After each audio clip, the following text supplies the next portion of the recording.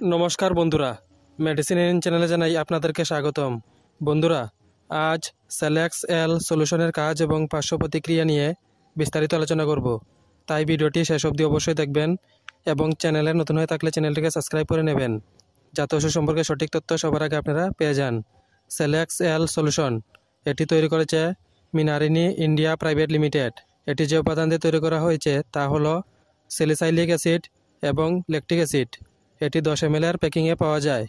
সেলেক্স এল solution ব্রণ, আঁচিল, corn, callous, খুশকি, ক্ষতিগ্রস্ত ত্বকের শুকনো রেখা, বলিরেখা এবং হাইপার পিগমেন্টেশন কমাতে ব্যবহৃত হয়।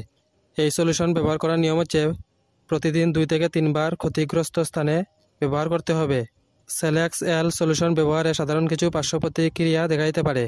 তা হলো ত্বকের জ্বলা, ত্বকের লাল ভাব, শুষ্কতা এবং ত্বকের খোসা ছড়ানো।